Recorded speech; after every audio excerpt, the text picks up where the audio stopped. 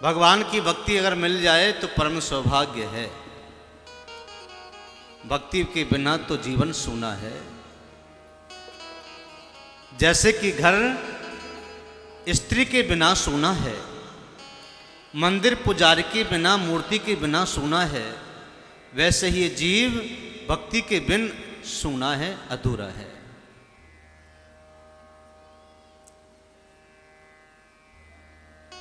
जीव से अज्ञानता में और मोह के अंधकार में आने से, मोह के और अज्ञान के वशीभूत होने से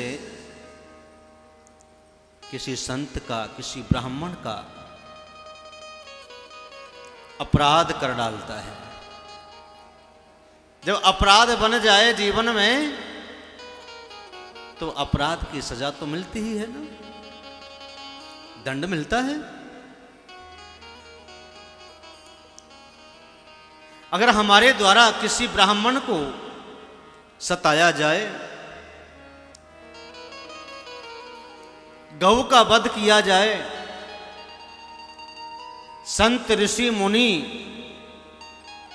का अपमान किया जाए, तो किंचित मात्र उसके हृदय से कोई साप का एक सूत्र, एक तिनके के बराबर कहीं न कहीं तो दिल दुखता है ना।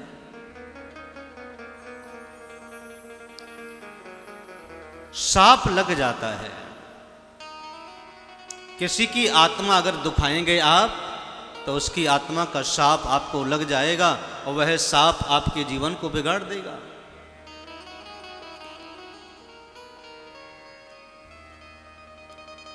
भागवत का सबसे बड़ा जो परम धर्म है वो क्या है? परम धर्म है हम सबका और भागवत का यही तो है। भागवत ने हमको सबको यही तो सिखाया है कि किसी का दिल हमारे द्वारा ना दुखे। किसी का दिल दुख जाए तो साप मिल सकता है। आपकी जिंदगी अच्छी भली बर्बाद हो सकती है, आप पतन के मार्ग पर जा सकते हैं। अभिमान में, अज्ञानता में आकर के व्यक्ति ऐसा कार्य कौतूहलवश कर बैठता है।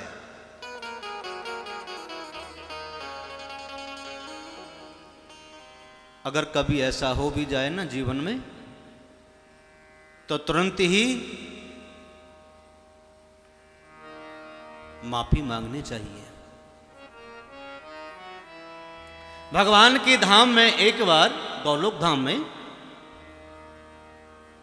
सनक, सनंदन, सनातन और सनत कुमार ये भगवान श्री विष्णुदेव से मिलने के लिए गए। तो द्वार पर जय विजय बैठे हुए थे। जय विजय ने रोक लिया, ठहरिए, कहां जा रहे हो? हमारे विष्णु जी का, हमारे भगवान का मिलने का समय उचित नहीं है, रुकिए। सनकादिक ऋषियों ने कहा, हमारे ही पिताजी, तुम हमसे मिलने के लिए मना करते हो, तुम होते कौन हो? अरे मूर्खो, जाओ, तुम पृथ्वी पर जाकर के असुर बन जाओ। संतों की अवहेलना का कारण यह है, या तो पिशाच बन जाएंगे, या आप बर्बाद बन जाएंगे, या आप श्रीहीन बन जाएंगे, या आप तेजहीन बन जाएंगे। जय विजय ने कहा, प्रभु हम तो ड्यूटी निभा रहे थे, हमारी गलती नहीं है, अब हमें क्षमा कर दीजिए। सनकादिक ऋषियों ने कहा, ठीक है, तुम क्षमा याचना कर रहे हो, अपराध गलती आपसे हुई है, तो राक्षस तो तुम बनोगे ही, लेकिन नारायण के द्वारा तुम्हारा उद्धार होगा।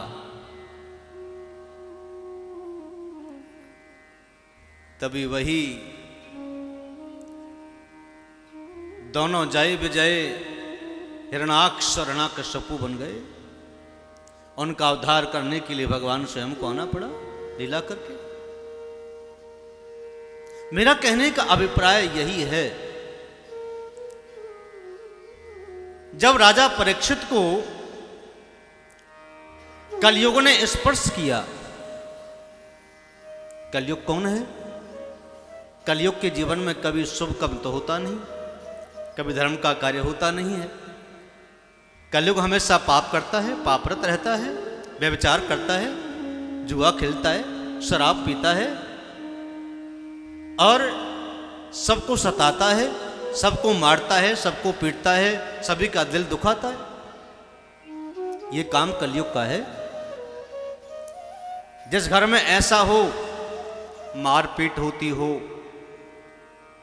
मदिरा का सेवन होता हो, जिस घर में जुआ खेला जाता हो, जुआ खेल करके धन घर में लाया जाता हो, माता पिता को सताया जाता हो,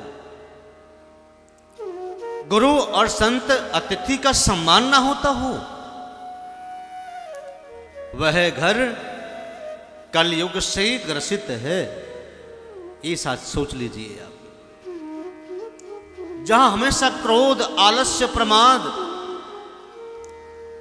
जहां दीपदान ना होता हो, घर में दिया न जलाया जाता हो, न घर में पूजा होती हो, न तुलसी का पौधा लगाया गया हो, न तुलसी पर दीप जलाया जाता हो, न घर में झाड़ू बुहारी होता हो, न किसी अतिथि का सम्मान होता हो, किसी अभ्यागत को न भिक्षा दी जाती हो,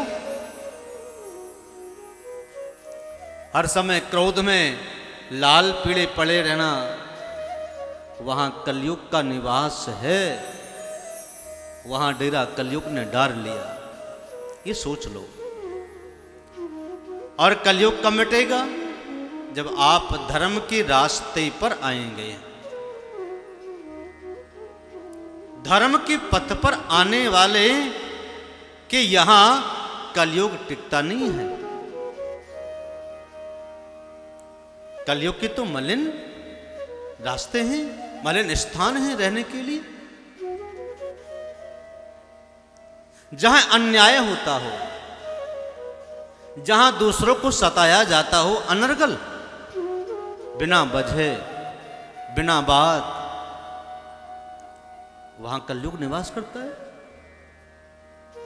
इसलिए सावधान हो जाइए कि हमारे घर में कलयुग न आ जाए।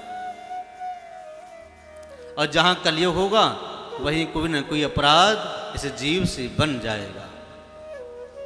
सब्सक्राइब करें रामकृष्ण शास्त्री जी के YouTube चैनल को और हमारे वीडियोस को सबसे पहले देखने के लिए बेल आइकन को दबाना न भूलें।